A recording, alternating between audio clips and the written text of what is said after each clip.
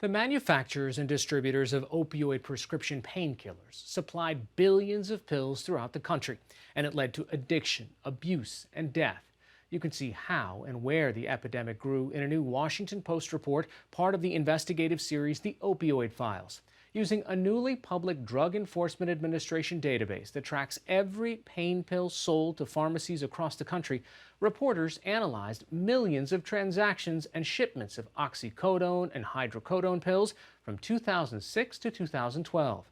I recently spoke with Stephen Rich, data editor for the Washington Post, about how the newspaper's team got the database and what they found.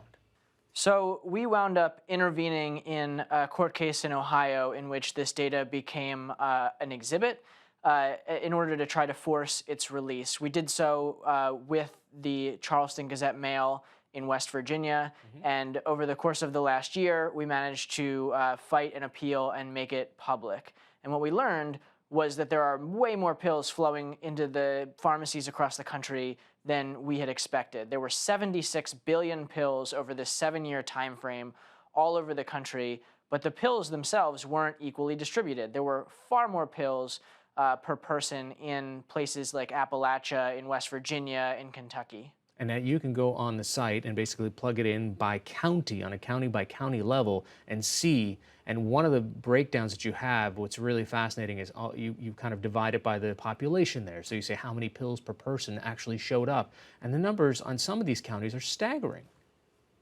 Yeah, so across the country, the national average was 36 pills per person per year. But some of these counties, especially in West Virginia, have upwards of 200 pills per person per year. And this is not just for people who were prescribed the pills. This is 200 for every man, woman, and child living in that county.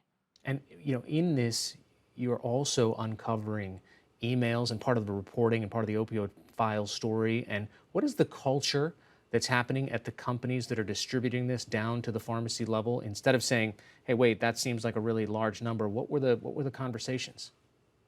So I think one email sort of sums it up pretty well for me, which is one sales manager emailed and just said, sell, sell, sell. The culture was, the people who sold the most of these drugs into these pharmacies were the ones who were getting the biggest bonuses. And there was a lot of, in many of these emails, there was a callous nature around the addiction aspect of this.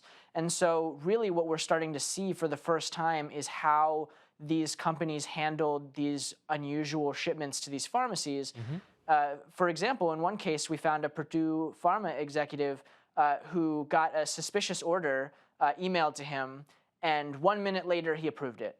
And so they are required to report these suspicious orders to the DEA, and so that's why they had the system in the first place. But if somebody is approving things that quickly, it's hard to tell whether they're actually trying to figure out if the order is suspicious or they're just approving everything. So depending on the case, some of these companies say, listen, it wasn't our fault, that we're not responsible, even given all these emails that we're talking about. But what is the consequence? What is the repercussion? What can Congress do? It's hard to say. I mean, we are sort of past the heart of the prescription pill crisis and into the fentanyl crisis. So trying to stop this wave of opioids is sort of where they need to be. Right now, the current solution to that is using sort of these overdose reversing drugs like Narcan. And that is sort of stemming the problem a little bit in places like Ohio, but it's just sort of a Band-Aid of a solution. And so there really needs to be sort of an emphasis on stopping fentanyl from getting into the country and also in treatment for people who are addicted to it. We even though we've seen some slight improvement in the numbers, we're still talking 60,000 plus people dying every year as part of this crisis. So when I wonder that your numbers went to 2012, right? I mean, did you think that the problem is worse, or did it get worse in those last 3 or 4 years that we don't have the data for yet? So we think that it probably got a little worse in 2013 and 2014, and around that time is when the DEA really started to crack down on prescription pills. And so we think that it probably started to get a little better in 2015 and 2016, but around that same time, people who were addicted to these and unable to get the pills anymore started to switch to heroin. And as a result of that, they ended up getting hooked, and then eventually many of them switched over to fentanyl. And that's sort of how we've ended up where we are today. Yeah, and finally, what is the kind of revolving door in government about this? I mean, especially considering that this is a DEA database that you found all this through, what's happening to some of those employees now?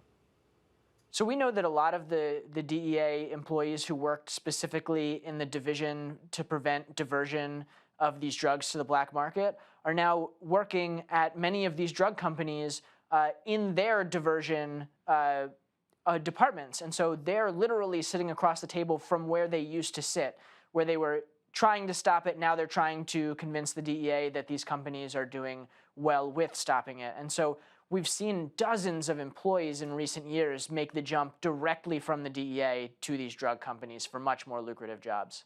All right, Stephen Rich, data editor of the Washington Post. Thanks so much. Thank you for having me.